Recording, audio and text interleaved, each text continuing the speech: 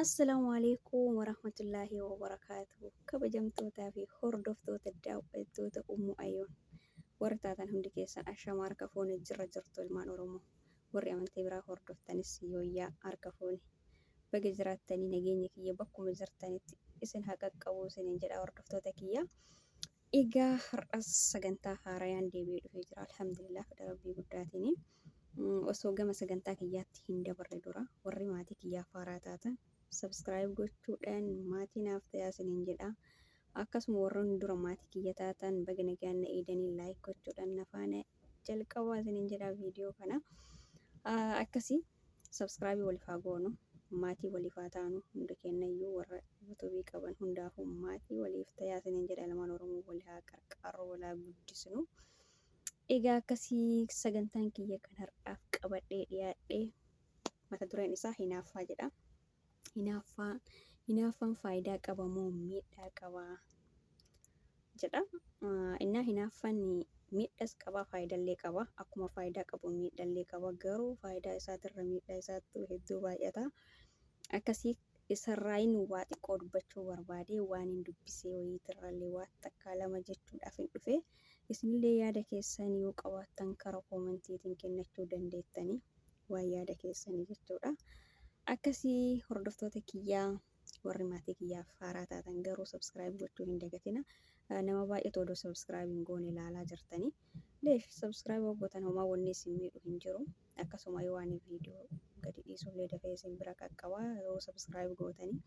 Garuu yoo subscribe hin godhin dafee isin bira hin gayuu hin beektan jedhee yaada. Osoo wal qarqaarree hedduu bareedaadha. Subscribe olii gootan malee wal bira hin dabarinaa isiniin jedha ilmaan Oromoo. Egaa akkasii mata dureen kiyya kan har'aa hinaaffaa jedha. Gara mata duree kiyyaatti yoo deebinu jalqaba faayidaan hinaaffaa maalinni? Faayidaan hinaaffaa maal akka ta'e waliin ilaalla. Isinillee koomentii jalatti yaada keessan ibsadhaanillee akka nama dhuunfaa tokkotti waan hin dubbisee argeerrallee isinii jechuu barbaada. Hinaaffaan faayidaan isaa bultii keessatti hinaaffaan baay'ee osoo hin taane hinaaffaa jiddu galeessa, hinaaffaa haati manaatiif abbaan manaa walitti hinaaffaan jaalalaa bultii bareechisa. Bultii bareechisa. Akkamitti yoo jettanii fakkeenyaaf abbaan manaa jechuudha. Haadha manaa isaatitti hinaaffaa bareedduu ka hinaafee daangaa hin tarre jechuudha. Miidharraan ka isii hin jenne itti hinaafee hedduu dansaadha jedhee yaada. Haati manaa isaa akkuma barbaadde nama barbaadde wajjin haasofte akkuma barbaadde bakka barbaadde deemtee yoo galte inni cal'ise yoo ittiin hinaafne ta'e waan badarratti isii argee yoo ittiin hinaafne ta'e suni jaalala hin qabuuf jedhee yaadaan akka gama kiyyaatitti jechuudha. Innaa bultii keessatti hinaaffaan xiqqoon hinaaffaan bareedduun bultiidhaaf baay'ee barbaachisaadha. Akkasuma haati manaallee jechuudha. Abbaan manaa isii waan hin taanerra yoo agarte bakka hin taanetti yoo agarte dantaa isaati jettee yoo bira dabartee jettee itti hinaafuu baatte jechuudha. Akkasuma miidhaa guddaa irra geessisuu danda'a. Itti hinaafuu qabdi. Hinaaffaa guddate sana osoo hin taane haati manaatiif abbaan manallee yoo hinaaffaa bareedduu hinaaffaa jiddu galeessa bakka itti hinaafantu jira. Wanna irratti hinaafamu san irratti yoo itti hinaafte innaa bultii bareechisa jedhee yaadaan. Jireenya isaanii bareechisa inni miidhagsa. Akkasuma immoo jaalala dabalaa jedhee yaada. Yoo walitti hinaafanii seeraan wal kunuunsifatanii jedhanii hinaaffaa yaani daangaa taree akkas miidhaa namarraan geessisan osoo hin taane hinaaffaa bareedduu walii hinaafan faayidaa qaba jedhee yaada. Akkasuma mootiyyuu miidhaan hinaaffaa baay'eedha. Wallaahi hinaaffaan daangaa taree yaanii garmalee hinaafamu suni baay'ee miidhaa namarraan geessa. Waan hin dubbise irraa waa takkaa lama jechuu barbaade. Wanni dubbise wayiitirra haadha mana akkaan hinaaftu wayiitu jira. Akkaan hinaafti baay'ee tokko hinaafti abbaa manaa isiititti waan dubbise irraa isinitti himuufi. Innaa baay'ee tokko itti hinaafti. Guyyaa tokko isiin mana hin turre iddoo dalagaa isii turte. Abbaan manaa isii immoo mana jira. Osoo abbaan manaa isii mana jiru warra isii dhufan haadhaa fi abbaan isii mana isii dhufan jechuudha. Isiin mana jirtu quban qabdu akka warri isii dhufan hin beektu. Abbaan manaa mana ture nyaachisee obaasee keessummeessee isaan karaa dheeraa deemanii dhufanii dadhabanii ofirraa rafan. Jarri rafanii jennaan inni abbaan manaallee biraa bahee jechuudha. Mana keessa hin turre. Jidduma kana haati manaa galte. Haati manaa ga'u isiin galtu abbaan manaas saalaa hin jiru. Yoo gara kilaasii deemtu namni lama ni rafa agartee ni turte jechuudha. Agartee ni jennaan hedduu takka hinaafti waan taateef hedduu takka hinaaftee aartee nama kana eenyu akka ta'e osoo addaan hin baafatin eenyutu asirra rafa maaltu asirra rafa jettee osoo addaan hin baafatin abbaan manaa isheettiyuu nama biraa fidatee achirra rafa seete muka fudhattee haadhaaf abbaa isiisan dhoofte jechuudha. Mukaayyoo dhooftee jettuu haadhaaf jarri rifatanii hirriba keessa dammaqanii yoo ka'anii intala isaanitti dhayuutti jira. Intalli isaanillee jara yoo agartee jette hedduu rifattee warrillee hedduu rifatanii intalli isaanii sun achumatti rifannoota irraa kooftee gaggabdee jedhama. Innaa hinaaffaan daangaa taree osoo waan tokko addaan hin baafatin akkasitti hinaaffamu waan akkanaa keessa nama galchaa. Warri isaanillee hedduu rifatan.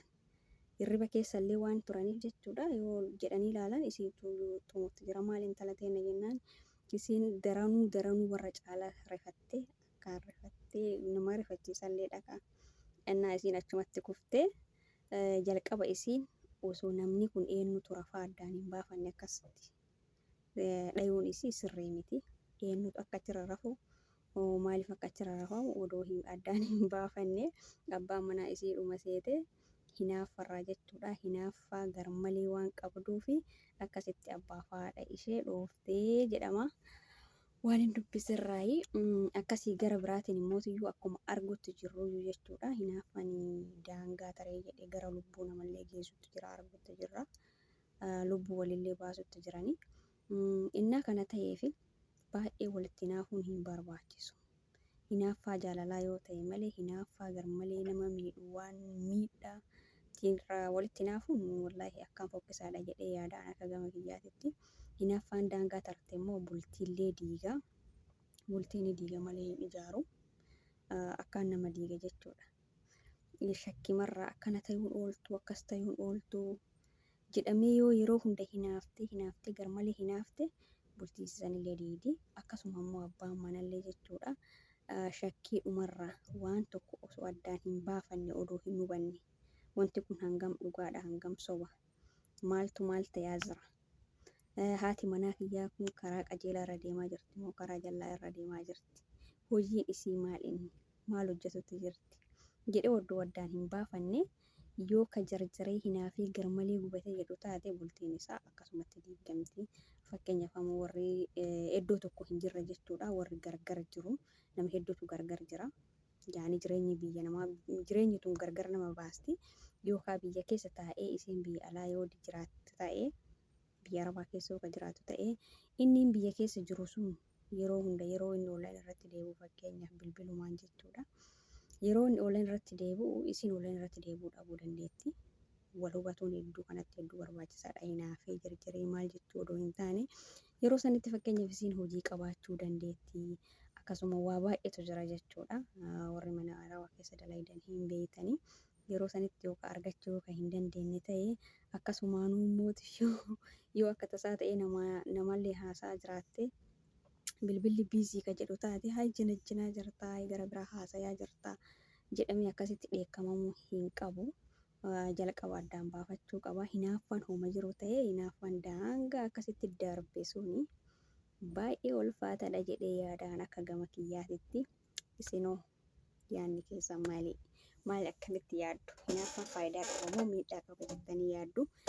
Ani lachuu hin qaba jedhee yaada garuu miidhaa isaatirra faayidaa isaatirra miidhaa isaatu caala.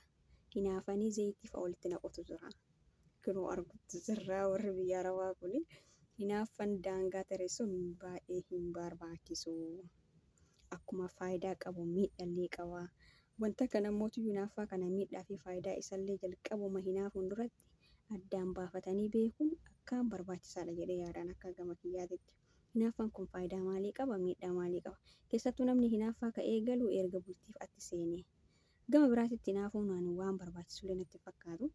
Yaani yoo ciminnaaf ta'e malee anillee akka nama saniitti fakkeenyaaf nama isaa ol jiru tokko nama isaa ol dalagatee jiru tokko akka nama saniitti anillee dalagadheetiin bakka san ga'uu qaba jedhee hinaaffaa akkasii yaani of jabeessuu waan jedhamu tokko yoo ta'e malee bultima keessatti baay'inaan jira jedhee yaadaan garuu hinaaffanii gama bultii kanatti hinaaffaan faayidaa akkamii akka qabu miidhaa akkamii akka qabu addaan baafatanii osoo hin beekne caluma jedhamee hinaafna jedhamee hinaafamuu qaba jedhamee hinaaffaan daangaa tare sun hinaafame rakkoo guddaarraan nama gayaa baay'ee tokko rakkisaadha.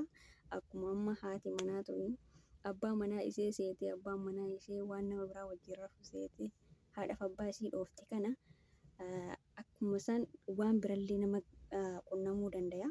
Kanaafuu waan hundaa waan daleenu guutuu addaan baafannee beekuu qabna. Isin jedha ilmaan Oromoo har'aaf yaadne ni qabadhee dhufe kana fakkaata. Isinillee yaada qabdan koomentii jalatti barreessuu ni dandeettu. Akkasii hanga sagantaa biraatiin walitti deebinutti assalaamu alaikum warahmatullahi wabarakaatu. Warri maatiin ta'in maatii tayaa walaa jajjabeessinu.